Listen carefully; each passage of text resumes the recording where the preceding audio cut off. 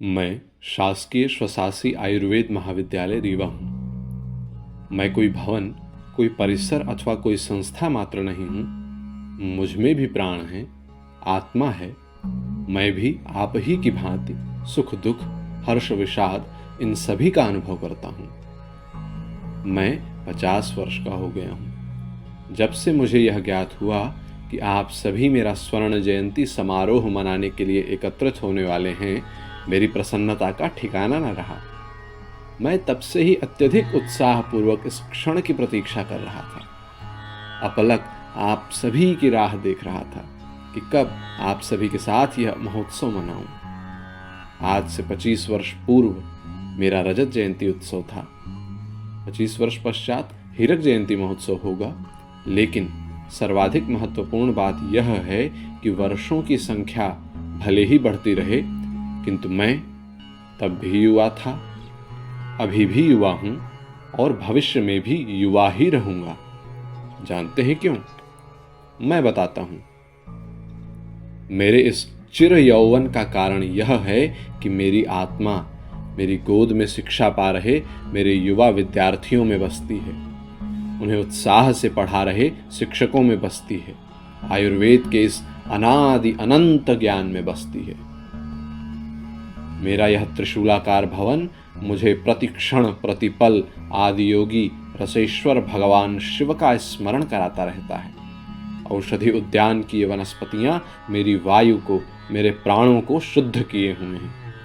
और उसी के मध्य एक प्राचीन देवालय के अवशेष मुझे हमारी संस्कृति से जोड़े हुए हैं। लेकिन मेरा यह विशाल प्रांगण जहां आप यह महोत्सव मना रहे हैं, मुझे प्रारंभ से ही प्राप्त नहीं हुआ, वरन अनेकानेक कष्टों, संघर्षों से जूझते हुए भी चरैवेति के भाव में दृढ़ रहकर प्राप्त हुआ है। आइए, मैं आप सभी को ले चलता हूं मेरे अतीत की यात्रा में। आप सभी मेरी वाणी की नौका में बैठकर संघर्षमय अतीत के सागर में स्मृतियों की इन लहरों पर चलिए। विश्व वंद्य भारत भूमि में विंध्य क्षेत्र, जिसे प्रकृति ने आशीर्वाद स्वरूप वनौषधियों व खनिजों का विपुल भंडार प्रदान किया है, ऐसी आयुर्वेद चिकित्सा हेतु प्राकृतिक संसाधनों से सुसंपन्न भूमि का एक भाग रीवा, जहां के राजवंश ने आयुर्वेद को राजाश्रय प्रदान किया। यहाँ विद्यार्थियों का चयन कर उन्हें वैद्यक शिक्षा के लिए काशी भेजा जाता था। 1955 तक भी यह परंपरा चलती रही। उसके बाद में स्वास्थ्य विभाग के अंतर्गत आयुर्वेद विभाग, तदंतर आयुर्वेद औषधालयों की स्थापना हुई।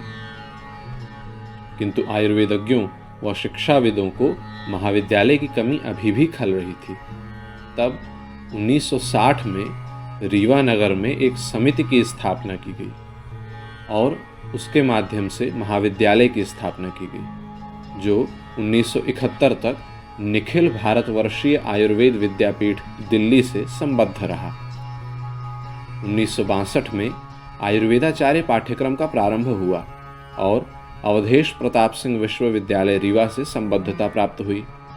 और इसके भी लगभग एक वर्ष पश्चात सभी अशासकीय महाविद्यालयों को शासनाधीन करने के निर्णय के परिणाम स्वरूप 3 नवंबर 1973 को मैं शासकीय आयुर्वेद महाविद्यालय रीवा बना और यही मेरा स्थापना दिवस है। इस दौरान मेरा संचालन रीवा राजवंश के जनाना बाग नामक एक प्राचीन भवन में हुआ, जो असुविधापूर्ण था।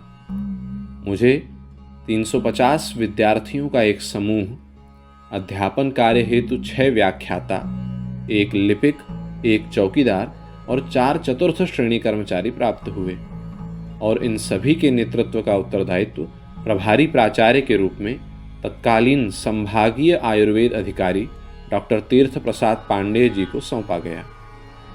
उन्होंने 3 नवंबर 1974 तक यह दायित्व संभाला। तदंतर प्रथम पूर्णकालिक प्राचार्य के रूप में डॉक्टर सुदर्शन शास्त्री जी ने पदभार संभाला। 1976 में ग्रीष्मकालीन अवकाश का वह दिन मुझे भलीभांति स्मरण है, जब चक्रवात ने जनानाबाग के उस भवन को धराशायी कर दिया।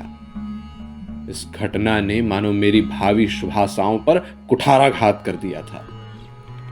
ठाकुर रणमत सिंह कॉलेज के भवन में रात्रि के समय कक्षाओं के संचालन की योजना बनी और वहां के तत्कालीन प्राचार्य जी से इसके लिए अनुमति भी प्राप्त हो गई, लेकिन उसकी आवश्यकता नहीं पड़ी, क्योंकि तत्कालीन जिलाधीश श्री चतुर्वेदी जी के विशेष प्रयासों के परिणाम स्वरूप मुझे एक नया भवन प्राप्त हुआ। रीवा मेडिकल कॉलेज के अंतर्गत जुबली जनाना हॉस्पिटल मुझे आवंटित किया गया। डॉक्टर शास्त्री के उपरांत पुनः प्रभारी प्राचार्य नियुक्त किए गए। इस बार यह पदभार संभाला था डॉक्टर रामविलास सुहगौरा जी ने। इसी दौरान एक बार मुझे पुनः विस्थापित किया गया। यह 1984 की बात है, जब संजय गांधी स्मृति चिकित्सालय का निर्माण होने से महाविद्यालय GMH के नए OPD भवन में मुझे एक प्रखंड प्रदान किया गया। 1985 में मुझे डॉक्टर SN उपाध्याय के रूप में नए पूर्णकालिक प्राचार्य मिले। इसी दौरान शासन द्वारा निपनिया में मुझे 26 एकड़ भूमि आवंटित की गई। मैं प्रसन्न था कि मुझे एक सुविधायुक्त स्वतंत्र परिसर प्राप्त होने जा रहा था, लेकिन 4 दिन की चांदनी फिर अंधेरी रात। ये प्रसन्नता अधिक दिन नहीं रही, क्योंकि तकनीकी कारणों से निर्माण कार्य प्रारंभ नहीं किया जा सका। 1994 में पुनः डॉक्टर रामविलास सुहगौरा के रूप में मुझे नए पूर्णकालिक प्राचार्य मिले, किंतु अभी भी मैं गिनती के कुछ कमरों में ही सिमटा हुआ था। विद्यार्थी व शिक्षक कैसी कठिन परिस्थितियों में अध्ययन अध्यापन कर रहे थे, ये ध्यान करने पर आज भी मेरी आंखों की अश्रुधारा रोके नहीं रुकती है। अधिक क्या कहा जाए, प्रसाधन तक की समुचित व्यवस्था उपलब्ध नहीं थी। हर बार स्थान तो परिवर्तित होते रहे, लेकिन समस्याएं वैसी ही रही। 1997 में शासन द्वारा एक क्रांतिकारी निर्णय लिया गया। भाद्रपद की घनी अंधेरी रात्रि की भांति मेरी अभी तक की इस यात्रा में अरुणिमा की लालिमा लिए उषाकाल की भांति यह निर्णय था, जिसके अंतर्गत मुझे स्वशासी घोषित किया गया। मेरे स्वयं के आर्थिक स्रोत सृजित होने लगे, स्वशासी समितियों की बैठकें होने लगीं, विकास की योजनाएं बनने लगीं। निपनिया में आवंटित भूमि में चिकित्सालय भवन का निर्माण हुआ, औषधि उद्यान तैयार होने लगा, छात्रावास बना, महाविद्यालय भवन के साथ साथ मुझे खेल प्रांगण भी प्राप्त हुआ। मुझे स्मरण है 2001 में संहिता विभाग में आयुर्वेद वाचस्पति MD पाठ्यक्रम का प्रारंभ हुआ था। 9-10 मार्च 2002 मुझे प्राप्त हुए नवनिर्मित प्रांगण में मेरा रजत जयंती महोत्सव। आहा, मन आनंदित हो उठता है उन अविस्मरणीय क्षणों को याद करके। 25 वर्षों की उस कठिन साधना के पश्चात यह आनंद उत्सव मेरे लिए कुछ ऐसा था कि पावा परम तत्व जनु जोगी, अमृत लहेउ जनु संतत रोगी, जन्म रंक जनु पारस पावा, अंध ही लोचन लाभ सुहावा, मूक बदन जनु सारद छाई, मानहु समर सूर जय पाई। 2004 में डॉक्टर सुहगौरा का कार्यकाल पूर्ण होने के पश्चात से 2014 तक प्रभारी प्राचार्यों के रूप में क्रमशः डॉक्टर RS चौहान जी, डॉक्टर RD ठक्कुर जी, डॉक्टर MK दुबे जी ने उत्तरदायित्व का निर्वहन किया। तदंतर 2014 से अद्यतन पूर्णकालिक प्राचार्य के रूप में यह उत्तरदायित्व डॉक्टर दीपक कुलश्रेष्ठ जी के स्कंधों पर है। 2014 से ही मुझे मध्य प्रदेश आयुर्विज्ञान विश्वविद्यालय जबलपुर से संबद्ध किया गया। 1994 तक मात्र 26 विद्यार्थियों को प्रवेश देने की मेरी क्षमता धीरे धीरे बढ़ते हुए 75 हो चुकी है। प्रारंभ में 1973 में सिरमौर चौक में एक किराए के भवन में मात्र 18 शैय्या का चिकित्सालय प्रारंभ किया गया, जिसे 1988 में रसिया मोहल्ले में मानस भवन के सामने एक छोटे शासकीय भवन में संचालित किया गया, जिसमें 21 बेड थे। अब निपनिया स्थित मेरे प्रांगण में मेरे पास पुराने चिकित्सालय भवन के साथ साथ एक नवीन चिकित्सालय भवन भी है, जिसमें विभिन्न विषयों की 9 ओपीडी चलती हैं। अब मेरे पास 100 बेड की क्षमता का अंतरंग विभाग है। साथ ही पैथोलॉजी, एक्सरे, पंचकर्म, क्षार सूत्र, जलौका अवचरण, अग्निकर्म, सिरावेद, फिजियोथेरेपी, सामान्य प्रसव व टीकाकरण आदि की सुविधाएं भी उपलब्ध हैं। प्रत्येक माह के पुष्य नक्षत्र में मेरा चिकित्सालय नन्हे बच्चों की किलकारियों से गूंज उठता है। इसका कारण तो आप सभी जानते ही हैं, स्वर्ण प्राशन, जिसके माध्यम से इन नवनिहालों के स्वस्थ भविष्य के लिए प्रयास किया जाता है। अलग अलग समय में चिकित्सा शिविरों के आयोजन से विभिन्न ग्रामों में स्वास्थ्य जागरूकता का निमित्त मैं बनता हूं, यह बात मुझे प्रसन्न करती है। आइए मैं आपको अपने विभागाध्यक्षों से मिलवाता हूं। रचना शारीर विभाग में डॉक्टर ओम प्रकाश द्विवेदी जी, संहिता सिद्धांत व संस्कृत विभाग में डॉक्टर प्रभंजन आचार्य जी, रसशास्त्र व भैषज्य कल्पना विभाग में डॉक्टर उषा दुबे जी, रोग निदान विभाग में डॉक्टर संजीव मधुकर राव खुजे जी, स्वस्थवृत्त विभाग में डॉक्टर पारसनाथ पारस जी, अगततंत्र विभाग में डॉक्टर कृष्ण जीवन तिवारी जी, कौमारभृत्य विभाग में डॉक्टर लोकेश जी, शल्यतंत्र विभाग में डॉक्टर दीपक कुलश्रेष्ठ जी, शालाक्य तंत्र विभाग में डॉक्टर देवेंद्र कुमार साहू जी व पंचकर्म विभाग में डॉक्टर जिनेश कुमार जैन जी। इन सभी के मार्गदर्शन में ही मेरे प्रांगण में विद्यार्थियों का अध्ययन अध्यापन संपन्न होता है। प्रातः 10:30 बजे भगवान धन्वंतरी के समक्ष बंद नेत्र, बद्धांजलि, सफेद एप्रिन पहने हुए पंक्तिबद्ध विद्यार्थियों के धन्वंतरी स्तवन से गुंजायमान हो रहे गुंबद व गलियारे मुझे आह्लादित कर देते हैं।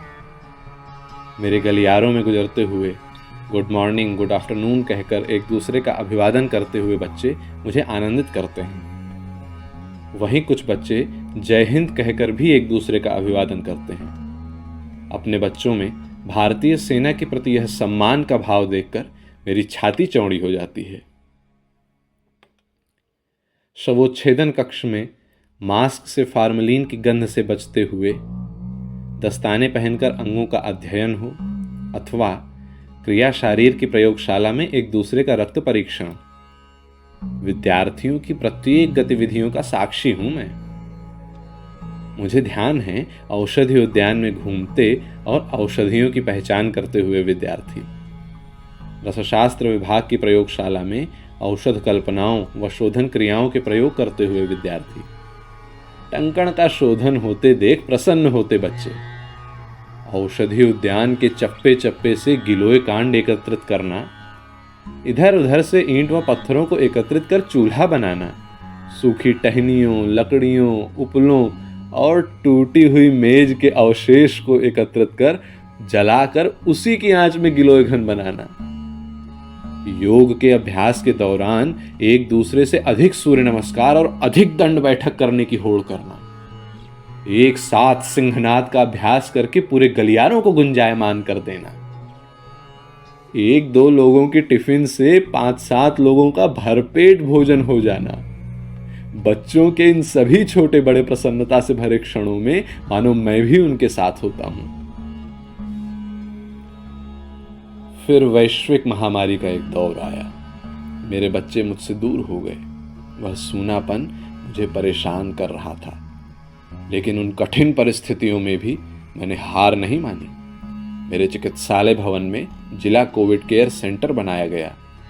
घर घर जाकर त्रिकटचूर्ण आदि रोग प्रतिरोधक क्षमता बढ़ाने वाली औषधियां जनसामान्य को उपलब्ध करवाई गईं। इतना ही नहीं, ऑनलाइन कक्षाओं का भी संचालन हो रहा था और इसके साथ ही मेरे विद्यार्थियों द्वारा भी योग से निरोग योजना के अंतर्गत कोविड मरीजों को ऑनलाइन माध्यम से योग का अभ्यास करवाया गया। टीकाकरण अभियान में भी मेरा चिकित्सालय सक्रिय रहा और धीरे धीरे वह दौर भी निकल ही गया। फिर से बच्चे मेरे आंगन में आए और पुनः मेरे आंगन में चहल पहल हो गई। खेलों के आयोजन में तो उत्साह देखते ही बनता है। मेरे चिकित्सालय भवन के रंग बिरंगे चित्र मेरे इन बच्चों की ही कलाकारी है। नाग पंचमी में चरक जयंती के अवसर पर चरक संहिता के श्लोकों का स्वरबद्ध पाठ मुझे किसी गुरुकुल से अनुभव करवाता है। सांस्कृतिक कार्यक्रम से अधिक आनंद तो मुझे उसकी तैयारी के दौरान आता है। जानते हैं क्यों? अपनी प्रस्तुति को तैयार करने में इन्हें भूख प्यास की भी सुध नहीं होती, और नुक्कड़ नाटकों का तो कहना ही क्या। ढोलक की थाप और संवादों के मध्य बघेली बोलने का प्रयास सुनकर आनंद ही आ जाता है, और आम जनमानस के मध्य उसकी प्रस्तुति कर उन्हें जागरूक करने का भाव मुझे गौरवान्वित करता है। योग प्रदर्शन की व्यूह रचनाएं तो रोमांचक थी ही, किंतु अष्टकिरण चक्र व्यूह का वह दृश्य तो नयनाभिराम था। मेरे इस स्वर्ण जयंती समारोह के लिए भी मेरे इस परिवार ने अथक परिश्रम किया है, और इनके यह प्रयास और आप सभी की यहाँ उपस्थिति मुझे गदगद कर रही है। जो कभी मेरी गोद में पढ़ा करते थे, वे आज मेरे जैसे किसी महाविद्यालय में व्याख्याता हैं, प्राध्यापक हैं, चिकित्सक हैं, चिकित्सा अधिकारी हैं, अनेकों उच्च पदों पर कार्यरत हैं। वे सभी मुझसे अपने महाविद्यालय से मिलने आए हैं। यह देखकर मैं जिस प्रसन्नता व जिस आनंद का अनुभव कर रहा हूं, वह शब्दातीत है, वर्णनातीत है।